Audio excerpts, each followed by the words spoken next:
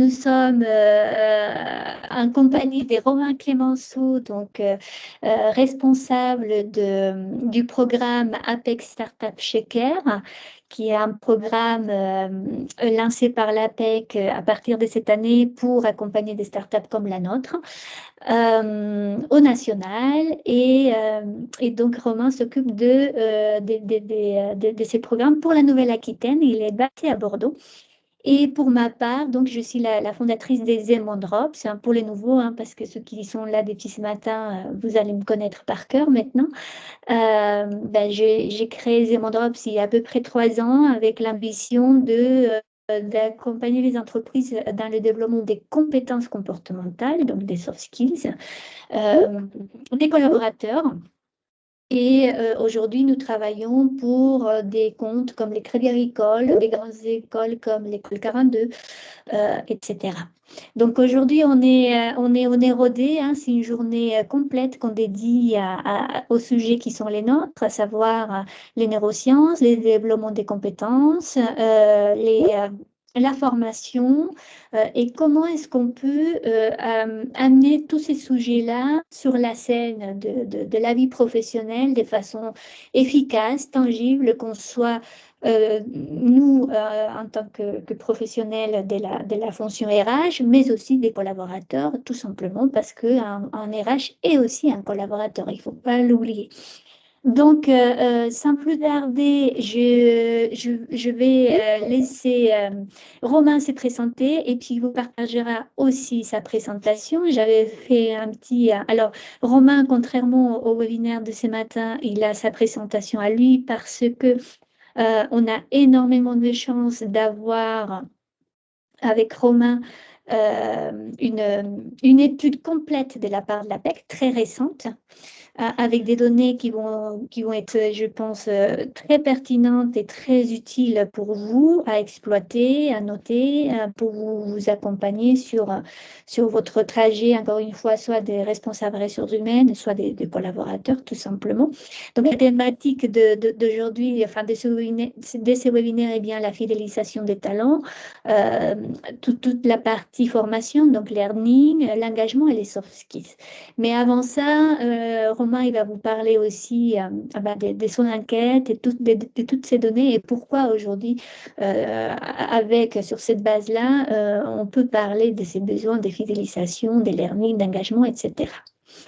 Donc voilà, Romain qui est avec nous je vais te laisser la parole, Romain, et si tu le souhaites, peut-être aussi commencer à partager ton Mon PowerPoint, ta support, hein. présentation. Voilà, merci beaucoup Evelyne pour cette introduction et je suis ravi d'être avec vous et avec toi, effectivement, puisque on se connaît depuis quelques mois maintenant. Tu as rejoint notre programme d'accompagnement aux startups qui développent des solutions RH et c'est tout naturel et c'est bien normal que je sois présent aujourd'hui pour cet événement et aussi pour mettre en lumière ce que vous faites chez Zenmond Drops, qui est formidable. Donc, je vais effectivement vous partager les grands enseignements d'une étude récente qu'on a menée sur la fidélisation. Donc, cette étude s'appelle Quand attention rime avec fidélisation. Vous l'avez sous les yeux. Tu me confirmes, Evelyne, que le partage se passe bien? Vous le voyez, le support? Oui, on le voit, oui. Il est Très bien. il est en mode créateur, mais bon, c'est pas un problème, hein, on voit très bien. Voilà, je le mets en plein Ah, bah, écran. Normalement, c'est ça devrait être bon. Voilà, donc tout est bon. nous allons voir quatre grands champs d'investigation, hein. Le premier, on va remettre un petit peu les choses dans leur contexte, c'est-à-dire parler quand même de la tension qu'on peut rencontrer aujourd'hui en matière de recrutement. Et cette tension challenge bien évidemment la fidélisation. Donc, on va revoir un petit peu les grandes données marché relatifs à cette situation de l'emploi. Juste après, on va voir de quelle manière mettre en place une démarche structurée qui est l'étape indispensable pour fidéliser ses collaborateurs. En troisième point, on verra les 10 grands leviers à activer pour construire sa stratégie de fidélisation. Et enfin, on terminera par les leviers à incarner par le management, puisque le management aujourd'hui est bien sûr en proximité et en première ligne, je dirais, des actions à mener pour fidéliser les collaborateurs. Voilà pour le programme de notre échange de ce matin. Alors, quand je vous disais la tension sur le marché est bien présente, effectivement, on a ici, vous voyez, une année 2023, les derniers chiffres à nouveau sous le signe de la tension, hein, et les chiffres du premier trimestre 2024 sont réellement sur le même trend. Les métiers techniques qui souffrent bien sûr le plus, hein, de la pénurie est surtout présente sur, vous le voyez, l'informatique, hein, des tensions qui augmentent pratiquement sur voilà, tous les métiers, hein. L'informatique, l'étude et R&D, la production industrielle, les chantiers, on est sur des augmentations de 6 points, hein, en moyenne à chaque fois, hein. Augmentation des difficultés. Les services techniques également, on passe de 46 à 52, le commercial, marketing, on passe de 42 à 48. Et puis finalement, les fonctions qui souffrent le moins, j'ai envie de dire, c'est probablement les fonctions support. Voilà, où on a une légère baisse là de 40 à 38. Mais sinon, pour toutes les autres fonctions, on est dans des augmentations de 6 points à peu près. Et puis vous le voyez, hein, de 2022 à 2023, une accentuation des difficultés envisagées pour recruter. Donc, dans ce contexte, une année qui est propice aux négociations, hein, de salaire à l'embauche, on voit que la part des cadres qui ont essayé de négocier leur salaire lors de leur changement d'entreprise ont représenté 60%. Et sur ces 60%, on en a 82% qui sont satisfaits, dont 31% qui ont été très satisfaits de leur négociation en matière de salaire. Donc, ceci témoigne vraiment de l'effort, hein, finalement, que font la plupart des entreprises pour et garder leurs collaborateurs et recruter de nouveaux collaborateurs. S'agissant du turnover, il a atteint vraiment des niveaux très, très élevés, hein, et en particulier dans certains secteurs. Donc, plus 20% de démissions de salariés, cadres et non cadres d'ailleurs, ces dernières années, et 9% de turnover quand même, hein, 9% de turnover des cadres, et dans ces turnovers, comme je vous le disais, des fonctions qui souffrent tout particulièrement, les activités informatiques 13% et les études R&D 11%. Un turnover qui influe sur la façon de réagir aux démissions. Donc, je vous le disais, ça bien sûr encourage les entreprises à réagir. 42% des cadres ayant quitté leur entreprise à leur initiative en 2022 indiquent que leur entreprise a tenté de les retenir. Donc, on voit bien que les entreprises sont vraiment davantage en réaction qu'en anticipation. Et c'est probablement une des raisons pour lesquelles Evelyne aussi vous indiquera tout à l'heure de quelle manière les entreprises peuvent agir, hein, être davantage dans l'anticipation. 62% des cadres ayant quitté leur entreprise à leur initiative en 2022 ont effectué leur préavis en totalité. Donc, ça démontre deux choses, hein. Que les cadres qui s'en vont finalement respectent une forme de transition pour passer le relais, donc sont tout à fait dans cet esprit de loyauté et de transfert de compétences vis-à-vis de l'employeur qu'elles quittent. Et c'est aussi le témoignage des entreprises qui souhaitent sécuriser un passage de relais, hein, de la meilleure manière possible. Et puis enfin, 53% des entreprises qui seraient prêtes à réembaucher, c'est quand même un chiffre édifiant, hein, 53% des entreprises prêtes à réembaucher un cadre qui a quitté leur entreprise.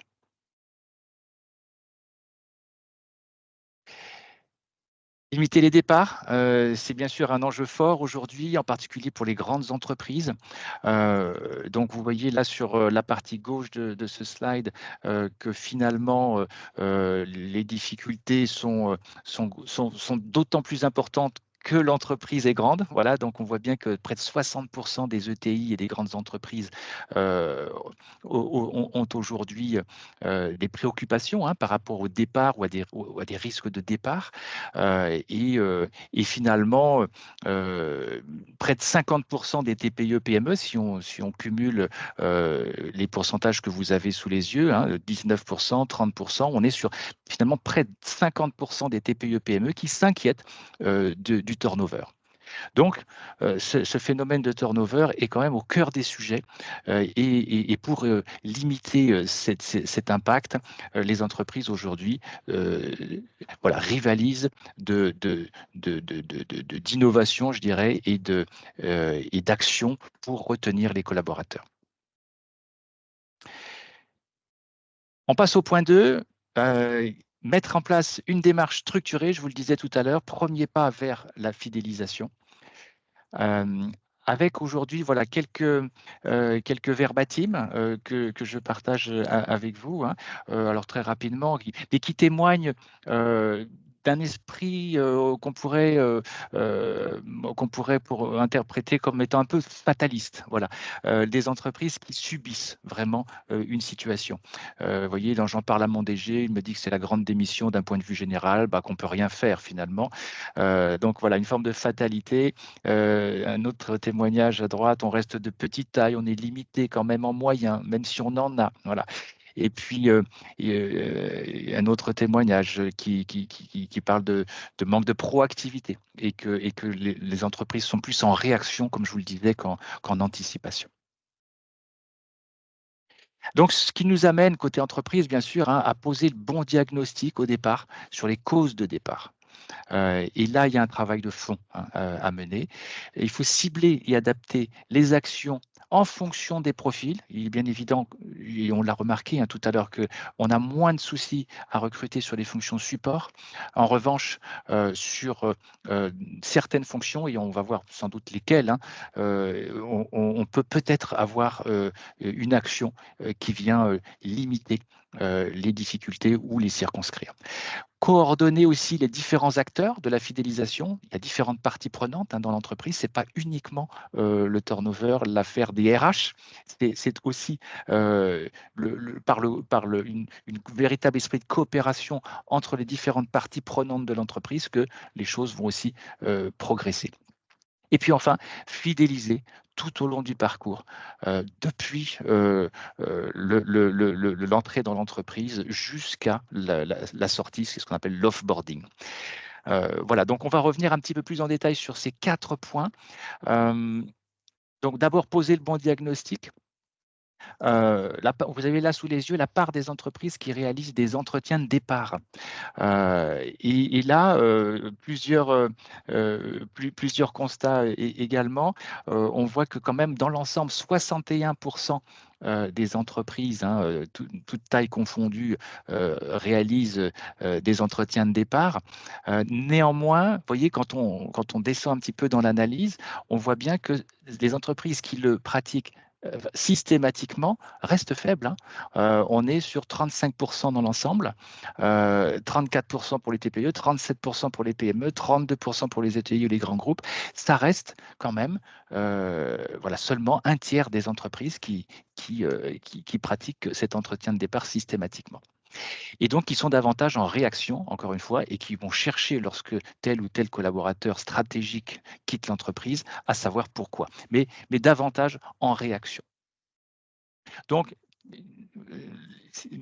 message évidemment que traduit cette slide, l'entretien d'offboarding est définitivement un outil incontournable aujourd'hui pour améliorer les pratiques existantes dans l'entreprise. Alors, je vous le disais tout à l'heure, quelques actions et quelques éléments d'analyse utiles sans doute. Certains profils sont plus difficiles à recruter ou disons que ça peut mettre une situation compliquée dans les équipes lorsque certaines compétences s'en vont. Donc, l'enjeu côté du côté du manager, souvent il y a des RH, c'est de savoir identifier voilà, quels sont les profils à risque. Et ça passe par l'identification de ce qu'on appelle les profils rares. Hein. Donc, il y a certains métiers particulièrement stratégiques, par exemple les métiers de la tech. Hein, ça peut être des gens qui sont créatifs, des artistes, des animateurs 3D. Donc, il s'agit de les repérer. Repérer aussi des profils clés, c'est-à-dire qui vont pouvoir être identifiés comme étant des personnes qui, si elles partaient, fragiliseraient énormément l'équipe. Donc, de pouvoir faire ce diagnostic de façon anticipée pour pouvoir voilà, mettre en place éventuellement, comme vous l'indique ce petit témoignage d'un DRH d'une ETI dans l'industrie, une prime, voilà, une prime a été proposée, une prime de rétention correspondant à 2 mois de salaire. Bon, voilà, ça c'est une des actions qui ont été choisies par cette entreprise. Il y en a probablement d'autres. Mais vous voyez, identifier les profils clés, les profils rares de l'entreprise, ou ceux qui ont des compétences particulières et qui vont et vers lesquels on va mettre en place des actions pour les retenir. Voilà. Et puis on a enfin des pépites, les pépites qui vont potentiellement pouvoir et développer leurs propres compétences et amener l'entreprise vers l'atteinte de nouveaux objectifs. Donc ces personnes-là sont aussi des personnes intéressantes à identifier. Enfin, je vous le disais tout à l'heure, coordonner les différentes parties prenantes dans l'entreprise, parce que ça n'est pas que l'affaire des RH. Et donc, l'enjeu, c'est bien sûr de pouvoir avoir une direction qui s'empare des sujets, qui, qui transmet des informations intéressantes, pertinentes et précises en matière de recrutement, de formation, d'ambiance au travail, de QVT, etc. Donc, on a une DG qui soit hyper transparente, qui partage des chiffres et qui fait confiance aux collaborateurs. Donc là, évidemment, une direction qui s'intègre vraiment dans une réflexion globale avec les RH, les représentants du personnel et les managers qui sont en première ligne et qui sont au plus près finalement des collaborateurs. Des représentants du personnel également qui font remonter un certain nombre d'insatisfactions aussi et de ce fait qui sont utiles au dialogue social dans l'entreprise. Voilà. Alors, je vais pas parler des people review aussi au niveau des RH, des outils bien sûr très utiles aussi pour accompagner le développement des collaborateurs. Et enfin, soigner les moments clés. Il faut bien être conscient des enjeux et des moments qui peuvent être, entre guillemets, à risque dans le parcours des collaborateurs. Il y a bien sûr la période d'essai, c'est le premier moment où on va avoir un moment où l'enjeu est fort, avec la nécessité de mettre en place un véritable accompagnement à la prise de poste, avec des rendez-vous, des points d'étape réguliers, des rapports d'étonnement, une intégration qui soit organisée. Et pas seulement, j'ai envie de dire, pendant la période d'essai. La période d'essai, ça peut être 3 mois, ça peut être 6 mois. Une intégration au sens large, ça peut être sur 1 an. Et ça dépasse largement la période d'essai. Donc, vraiment considérer que lorsque la période d'essai est terminée, on n'a pas fini d'intégrer nécessairement un collaborateur. Les premières années, bien sûr, éviter les départs précoces, maintenir de l'engagement, de la motivation. Et je vais revenir sur ces points-là juste après.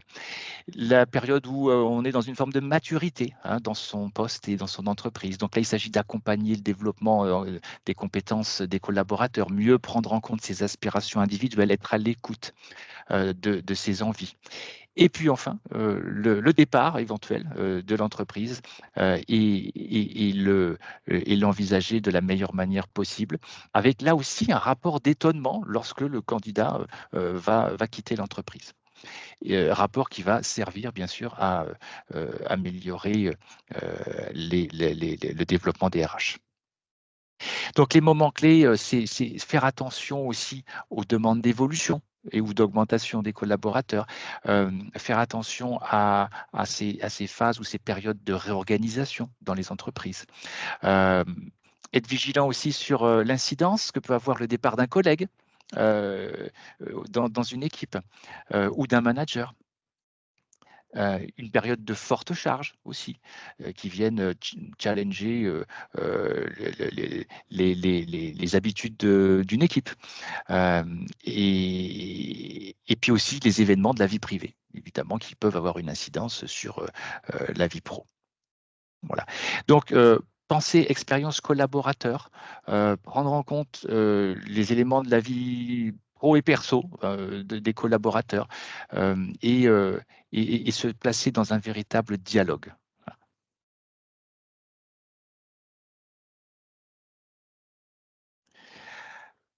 Euh, Comment peut-on limiter les départs dans l'entreprise? C'est la question que je vais poser maintenant à Evelyne. Evelyne, tu as coupé ton micro. Je tenais à te poser Oui, cette question. totalement. Oui, merci, Romain.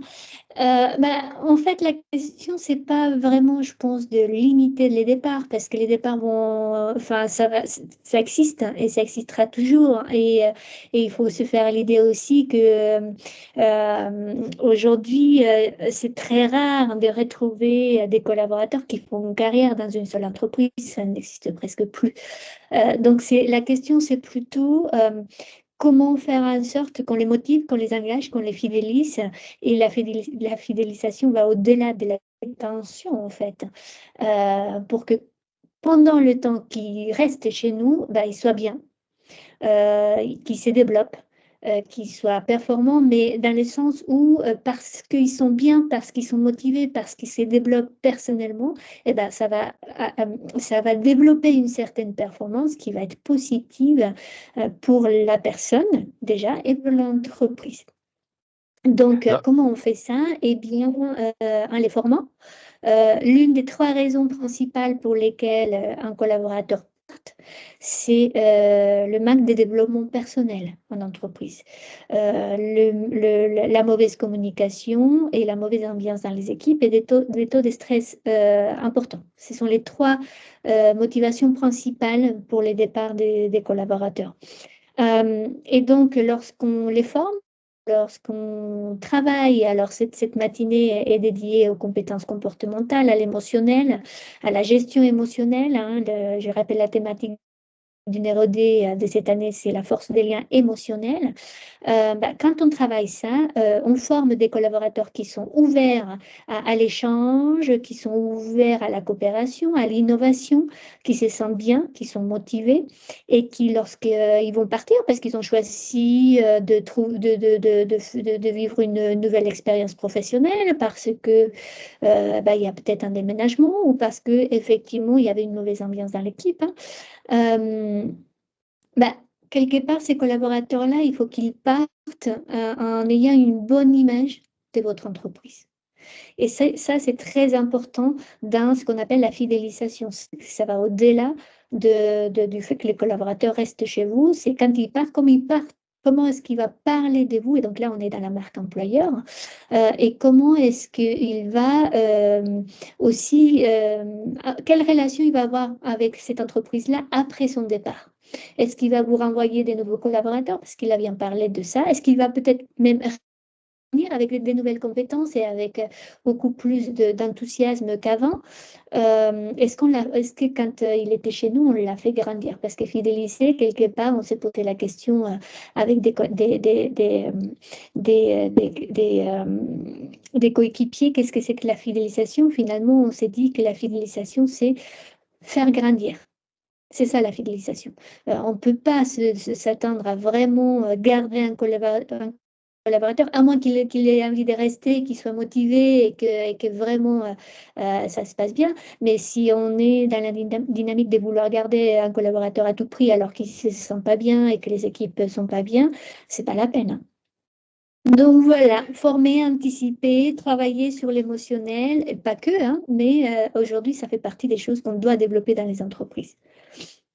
Absolument, j'ai juste envie de rajouter une chose, Evelyne, soigner l'offboarding, hein, le départ des collaborateurs, pour, le cas échéant, les accueillir à nouveau. Hein. On le voyait tout à l'heure avec les statistiques que je vous montrais, plus de la moitié des entreprises seraient prêtes à réembaucher un collaborateur qui a quitté l'entreprise.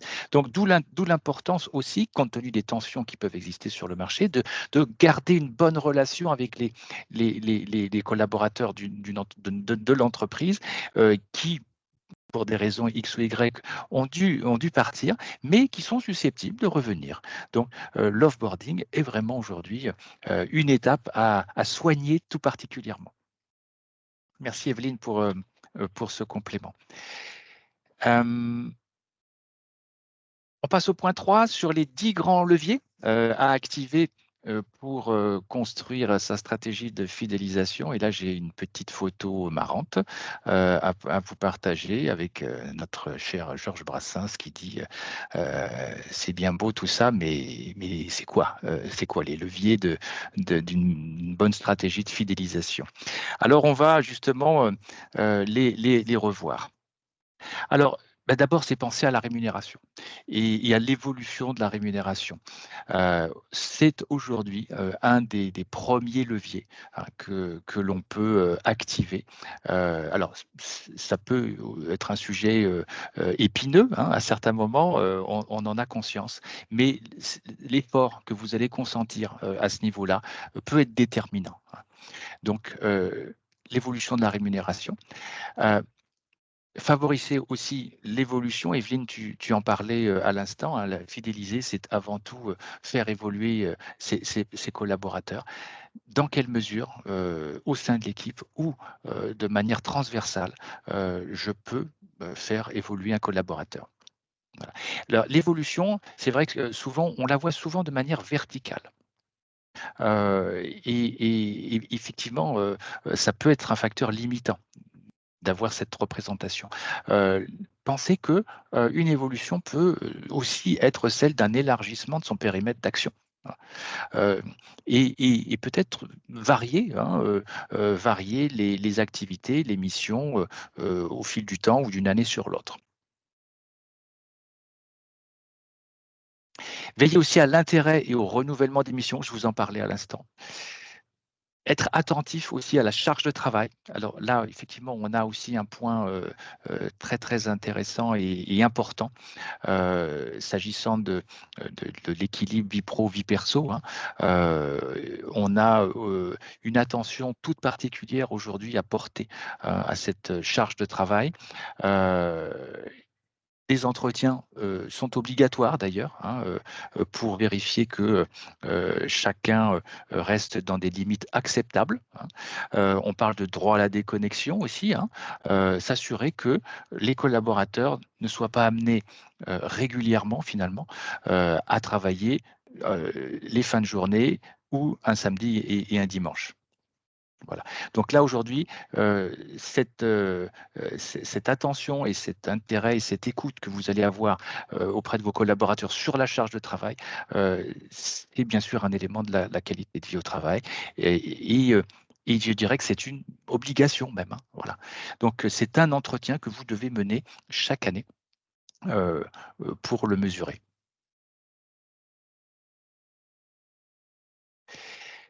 Entretenir une bonne ambiance de travail. Hein, donc là, on a un petit verbatim aussi. J'organise beaucoup de déjeuners d'équipe. Il y a de l'horizontalité, de la confiance. Ça crée une bonne ambiance.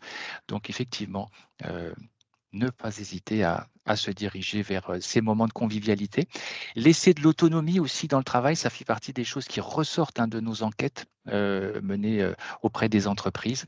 Les collaborateurs sont très en demande voilà, de, de, de cet esprit participatif, de ce qu'on peut résumer de ce qu'on peut appeler le team building, hein, et de les laisser voilà, en autonomie, en confiance, avancer dans les projets ou les actions qu'ils mènent. Offrir aussi la possibilité de contribuer aux décisions.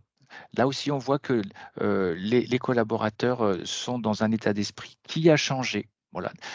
Et les entreprises, les organisations sont amenées à repenser aussi leur mode de management.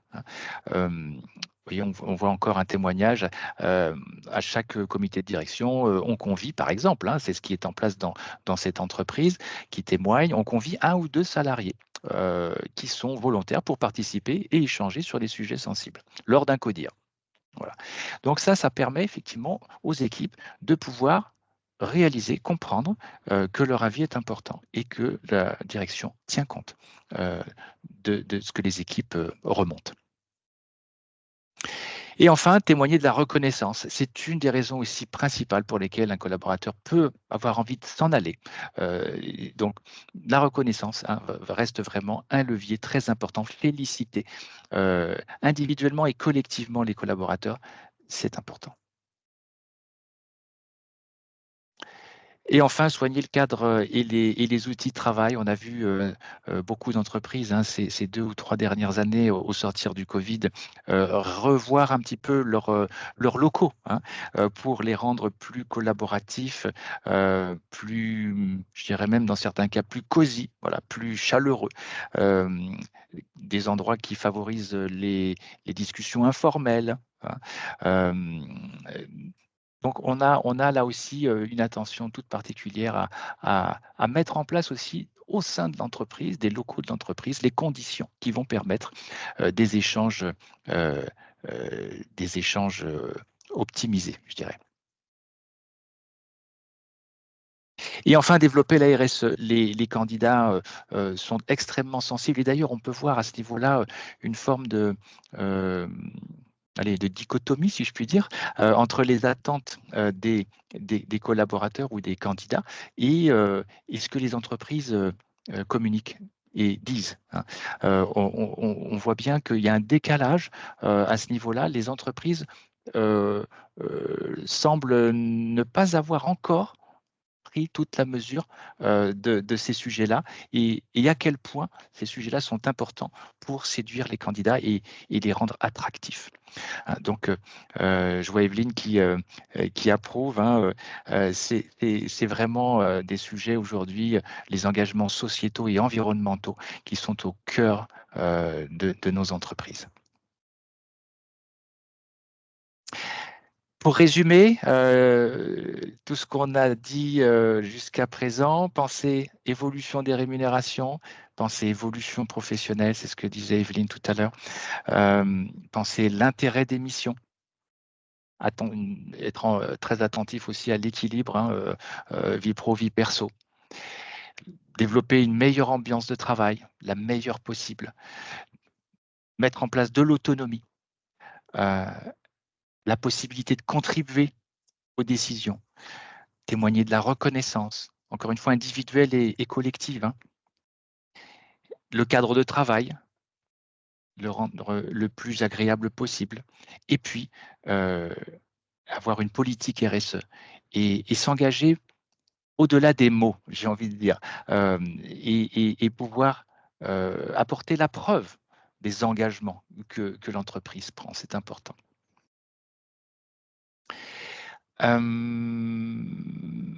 Slide suivante. Et s'il ne fallait en retenir que 3? Voilà, que trois choses importantes, mais je pense que vous vous en douterez, on les a déjà survolées. Donc, à la question, à votre avis, pour retenir les cadres au sein de votre entreprise, quels seraient parmi cette liste les leviers les plus efficaces?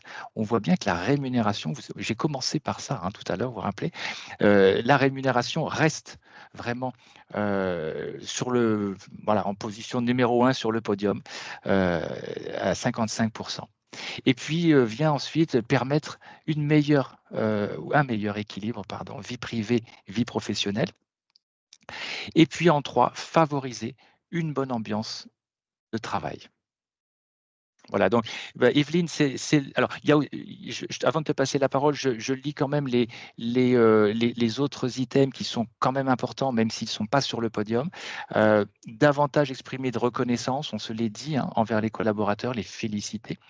Développer les possibilités d'évoluer en interne, de gagner en responsabilité, permettre aux cadres de participer davantage aux décisions, améliorer les conditions matérielles, les locaux, les équipements, favoriser l'autonomie dans le travail, développer l'accès aux formations et enfin, développer la politique RSE. Oui, et donc, vous voyez, je reviens sur ce point, mais il est assez intéressant quand même, hein. Je parlais de contradiction quelque part, ou de quelque chose qui se rencontre pas encore. C'est côté entreprise, hein, l'aspect RSE, qui arrive en dernier finalement, hein. Je vois Evelyne qui sourit. Ça fait partie des marges de progression importantes aujourd'hui, hein, côté entreprise, pour optimiser la fidélisation. Alors, justement, Evelyne, je t'ai promis cette nouvelle question, je te la pose. Donc, par rapport à ton action et ta présence sur le groupe Apex Startup Shaker, hein, qu'on a développé à l'APEC, qui permet à une petite dizaine de startups de progresser et de développer une conscience des choses importantes sur les aspects RH. Zenmond Drops, je l'ai bien vu, hein, au travers de nos différents échanges, innove et répond aux besoins d'avoir un meilleur équilibre, justement, vie pro, vie perso, et une bonne ambiance au travail. Alors, est-ce que tu peux nous en dire un peu plus là-dessus? Oui, merci. Romain, alors l'idée, c'est vraiment pas de faire de la publicité de ces mondraps, c'est juste de vous apporter des clés de comment, de façon tangible, vous pouvez mettre en place certaines choses chez vous, dans vos entreprises. Et souvent, on prend en fait la notion de qualité de vie au travail, par exemple, comme étant une notion où on doit se soucier je sais pas, de peut-être mettre un petit baby-foot à l'entrée de l'entreprise, d'offrir des massages aux collaborateurs, ce qui est déjà très très bien, hein. Il faut pas enfin, il faut pas arrêter de les faire, hein, c'est déjà très bien. Mais quand on fait ça, on reste dans la surface. Et, il y a des solutions aussi, c'est-à-dire que on ne traite pas vraiment la problématique de fond, qui est une problématique où quelque part un être humain, un collaborateur a besoin de se nourrir, a besoin de se développer de façon, on va dire, intellectuelle, a besoin de grandir, a besoin d'attention, a besoin d'intention, a besoin de tisser des liens émotionnels forts avec ses collaborateurs, avec sa hiérarchie, avec son entreprise pour pouvoir rester motivé, engagé. Et ça, c'est très compliqué à gérer parce qu'on parle de l'émotionnel et donc ce n'est pas juste gérer un fichier Excel en fait, hein, donc c'est compliqué. Il y a des solutions qui permettent de gérer des situations complexes et notamment en termes d'innovation qui s'occupent déjà de ce qu'on appelle la santé mentale en entreprise, la qualité des vie au travail, etc. Mais le souci, et c'est pas, enfin, c'est très bien que ça existe, hein, mais aujourd'hui, ce sont des solutions qui pour moi restent curatives. C'est-à-dire que quand il y a un problème, c'est là où on va intervenir, on va ramener des psychologues, on va accompagner les collaborateurs, mais qui est déjà en détresse. Donc, ce que nous, on fait chez Zemondrop, c'est plutôt de dire, dès que le collaborateur arrive dans son entreprise, on l'accompagne dans son travail des connaissances de soi, de gestion émotionnelle, apprentissage et développement de toutes ces compétences-là qui lui permettent de mieux communiquer, de mieux gérer son temps, de mieux gérer ses projets, de mieux aborder les relations humaines en entreprise, son relationnel et son émotionnel, et qui vont quelque part être préventifs. Quand on arrive à gérer tout ça, il y a très peu de chances qu'on tombe en burn-out, qu'on se sente en dehors de l'équipe, qu'on se sente victime de la situation, qu'on s'enfonce dans le stress, etc. Parce que quelque part, on a compris comment on fonctionne, quels sont nos mécanismes de gestion émotionnelle et comment on peut les utiliser à notre avantage. Et c'est ce qu'on fait chez Zemondrops. On travaille on accompagne les entreprises avec de la formation, avec des animations, avec une compréhension des modes de fonctionnement cérébraux de ces neurodés. Hein. On travaille beaucoup avec les neurosciences et c'est pas pour rien. La neuroscience, c'est pas voilà, une science très complexe. Hein. Quand on l'aborde et qu'on se rend compte de ce que c'est vraiment, c'est que du bon sens. C'est savoir se connaître, savoir comment les cerveaux fonctionnent, quel impact ça a dans notre quotidien, dans nos façons d'agir, de réagir. Et derrière, une fois qu'on a pris conscience de ça, bah, comment faire en sorte que bah, on tire l'avantage de ça et on arrive à performer. Encore une fois, la performance chez nous, ce n'est pas, on ne parle pas de performance économique, on parle de performance personnelle et individuelle. C'est-à-dire que j'ai un objectif et ben, je peux l'atteindre. Et c'est ça la performance. Et derrière, on va avoir des retombées, des bénéfices en termes d'économie, en termes de gestion du temps, en termes de qualité de vie au travail, et donc d'équilibre bi-pro, perso, pardon, et d'une bonne ambiance au travail. Mais ça, ce sont des bénéfices. Hein, il faut vraiment traiter les problèmes à la source. C'est ce que nous, on fait, en tout cas chez Zemondrop, c'est d'abord l'individuel, enfin l'individu, la connaissance de soi, mais après le collectif, parce qu'il faut aussi comprendre qu'en entreprise, on n'est pas seul. On a besoin de gérer des projets, on a besoin d'être en relation avec nos fournisseurs, avec nos clients, avec notre hiérarchie, avec nos collaborateurs, nos coéquipiers. Et donc, ça fait tout un... Enfin, c'est pas si facile que ça. Donc voilà, je ne vais pas m'étaler. Si vous avez besoin de plus d'informations, en tout cas sur ce que Zemondrops propose, vous pourrez me contacter. Mais encore une fois, l'idée, c'est de vous éclairer. Comment est-ce qu'on peut aborder ces thématiques-là, qui sont et puis ces problématiques-là, qui sont des problématiques de fond. Parce qu'aujourd'hui, on a conscience de tout ça, mais ça reste dans la surface, ça reste traité dans la surface. Et on a très peu de leviers aujourd'hui ou des solutions qui permettent de gérer ça en profondeur et d'activer une réelle transformation de fond dans ce qu'on appelle la culture d'entreprise. Absolument.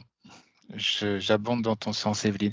Donc, effectivement, des actions que tu mènes chez Zenmondrops qui agissent directement, bien sûr, sur l'ambiance au travail. Et enfin, on va aborder la dernière ligne droite de notre petit webinaire de ce matin. Donc, c'est les leviers finalement à incarner aussi par le management de proximité. C'est vrai que ce sont, on l'a dit, hein, les acteurs de l'entreprise qui sont en première ligne hein, de ces sujets. Donc, voyez, par rapport aux cadres managers qui déclarent avoir fait évoluer leurs pratiques au cours des 2-3 dernières années, un élément qui peut nous rassurer malgré tout, c'est que voilà, on en a quand même au moins 96% qui ont un peu progressé. Donc, c'est déjà une satisfaction.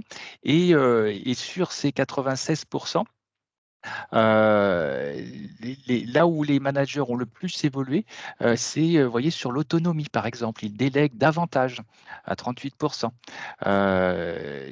Ils développent l'autonomie de leurs collaborateurs. Donc ça, c'est effectivement quelque chose d'intéressant et de satisfaisant. Le deuxième point, c'est qu'ils s'adaptent aussi davantage en fonction de chaque collaborateur. Donc là aussi, on sort hein, des schémas un petit peu plus anciens où on avait des directives qui venaient d'en haut, hein, et puis derrière les équipes un petit peu au garde à vous qui appliquaient. Aujourd'hui, on voit bien que les choses s'inversent hein, et que finalement, on adapte et son management et on est beaucoup plus dans l'écoute, encore une fois, des équipes. On implique justement à 32%, vous voyez, c'est ce qui arrive en troisième position, impliquer davantage les collaborateurs dans les décisions. Voilà, les choses qui ont véritablement progressé. Vient ensuite le fait d'expliquer davantage les décisions hein, et celles de l'entreprise aux collaborateurs 30%. Se soucier plus aussi de la qualité de vie, on l'a vu, hein, ce sont des sujets qui sont omniprésents, hein. Et puis enfin, positionner davantage comme une ressource. Le manager est en proximité vraiment et peut aider. Voilà, donc c'est pas ou plus nécessairement quelqu'un à distance qui vient contrôler si le travail est bien fait. C'est aussi quelqu'un qui va être en apport et en apport de solution, j'ai envie de dire, lorsque l'un ou l'autre collaborateur peut se trouver en difficulté. Dernière slide, les attentes restent nombreuses à l'endroit des managers, malgré tout, j'ai envie de rajouter. Alors voici les principaux points sur lesquels les cadres aimeraient bien voir leur manager évoluer dans les prochaines années. Donc, par rapport à cette quête de sens, hein, finalement, qu'on a tous à l'esprit, hein, le fait de communiquer davantage sur la stratégie et les transformations de l'entreprise, ça fait vraiment partie des attentes vis-à-vis des managers. Le fait d'être présent sur ce volet-là, peut rassurer les équipes et donner du sens, évidemment, à l'action des uns et des autres. En 2, assurer une plus grande égalité de traitement dans l'équipe. Ça aussi, ce sont les attentes vis-à-vis des managers. En 3, montrer davantage de reconnaissance. Ensuite, faire davantage participer aux décisions, on l'a vu. Faire des retours réguliers sur le travail, mieux prendre en compte l'équilibre vie pro, vie perso, instaurer un climat de travail plus convivial, moins formel en fait, hein. Instaurer davantage de temps en équipe de travail collaboratif, se montrer plus disponible et plus à l'écoute, plus d'autonomie, avoir des échanges plus souples et moins hiérarchiques. Voilà pour cette dernière slide. Alors, Evelyne, à ton avis, on parle des managers, ce sera ma dernière question pour toi. Quels sont les leviers qu'on peut avoir à disposition justement pour aider les managers? Alors moi, j'ai envie de répondre. Donc on a vu, hein, pour ceux qui étaient là ce matin aussi aux autres webinaires, le rôle du manager est aussi essentiel et important. Donc c'est la même réponse, c'est-à-dire qu'un manager, c'est aussi un collaborateur, hein. Et donc c'est pas parce que quelqu'un a été mis à la place du manager, parce qu'il était très compétent dans son travail, qu'il sait être manager. Et être manager, c'est toute une posture, c'est tout un apprentissage, c'est tout un dispositif qu'il faut mettre en place. Et ça passe par la connaissance de soi, ça passe par les compétences comportementales, les soft skills, parce qu'un manager, c'est pas quelqu'un qui va gérer. Alors, il y a plusieurs types de management, mais manager, ça veut pas dire micromanager, être derrière les collaborateurs tout le temps.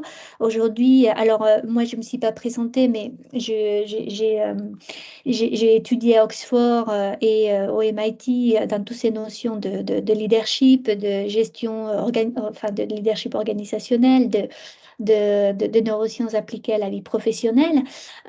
Aujourd'hui, toutes ces techniques-là qui sont des pointes, hein, c'est pas pour rien que je vous parle d'Oxford, c'est pas pour me faire muser, c'est juste pour vous montrer d'où ça vient et que ce sont des institutions auxquelles on peut faire confiance quelque part.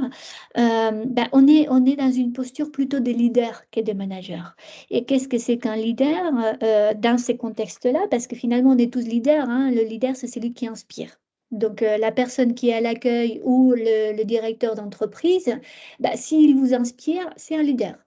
Pourquoi? Parce qu'on apprend tous en observant, en prenant l'exemple des autres. Donc, si mon manager m'inspire la confiance, si mon manager m'inspire la bienveillance, si mon manager m'inspire l'organisation de mon temps, si mon manager m'inspire le fait de savoir faire des pauses, de prendre des pauses, de se donner du temps, le temps de la réflexion, et ça, c'est un leader. Et ce leader-là, il va ouvrir les portes d'un écosystème. Tout à l'heure, il y avait un commentaire qui disait que c'est incohérent de soigner le cadre. Et par cadre, dans les commentaires, on entend le dernier iPhone, l'hôtel Deluxe, etc. Eh ben, on n'est absolument pas dans ces notions-là quand on parle de soigner le cadre. On est dans des notions de comment je mets en place un système où mon collaborateur se sent libre de proposer une initiative qu'il sache aussi, mon collaborateur, dans le cas où on lui répond par la négative, pourquoi on lui répond par la négative et comment est-ce qu'on peut avancer ensemble sur des projets. Parce que c'est pas parce que je propose quelque chose que ça doit absolument être retenu. Encore une fois, on est dans l'individu en tant que collaborateur, mais on est un collectif dans une entreprise. Donc, on ne peut pas retenir toutes les solutions non plus. Mais un leader, donc un manager qui se met en position de leader, il permet ça. Il permet l'innovation, il permet l'apprentissage, les développements, la cohabitation positive qui va derrière amener des résultats, des performances, d'engagement, des motivations, etc., etc., et un bon équilibre. Donc voilà pour cette réponse. Je vois que le temps passe. Merci Oui. beaucoup, Romain. Est-ce que tu avais d'autres choses à proposer ou c'est fini? Peut-être deux ou trois dernières petites choses, ce sera le petit mot de la fin. Voilà, pour terminer, donc deux typologies de leviers de fidélisation. Des leviers qui sont liés au poste et ensuite des leviers qui sont vraiment liés à la QVCT. Hein. Donc, pour les leviers de rétention qui sont liés au poste, bah, c'est penser la rémunération, voilà. Favoriser l'évolution pro et veiller à l'intérêt et au renouvellement des missions. Voilà, s'agissant du poste, les leviers qui sont à votre disposition. S'agissant de la QVCT, il y a deux échelons en fait. Il y a l'échelon individuel et l'échelon collectif. Donc, au niveau individuel, on l'a vu, hein, c'est témoigner de la reconnaissance, faire attention aux gens, être attentif à la charge de travail et à l'équilibre de vie, laisser de l'autonomie. Et sur un plan collectif, la bonne ambiance au travail à favoriser, soigner le cadre et les outils de travail, offrir la possibilité de contribuer aux décisions, être dans cet esprit d'innovation dont Evelyne parlait, et puis vraiment développer aussi la politique RSE. Voilà pour résumer un petit peu tout ce qu'on a dit aujourd'hui, les différents leviers. Vous voyez, ils sont de deux types. Je vous remercie toutes et tous de votre attention. J'ai été ravi, Evelyne, de participer au Neuroday. Merci beaucoup, Merci de m'avoir Romain. invité. Avec plaisir, c'est vraiment un grand plaisir et c'est vrai qu'on est très complémentaires dans ce qu'on propose. C'est vraiment une joie de pouvoir partager ces moments ensemble, de pouvoir innover, de pouvoir proposer ces solutions et ces types de webinaires qui certes vous permettent, peut-être qui vous donnent pas toutes les clés, mais qui vous permettent de découvrir des choses, qui vous permettent d'avoir des idées et aussi de poser des questions. Donc, si vous avez des questions, c'est le moment. Vous pouvez les mettre aussi dans les commentaires. Et s'il n'y en a pas tout de suite, vous pouvez également nous contacter. Hein. Je vais vous mettre notre adresse de contact pour vous donner plus d'informations si vous en avez besoin.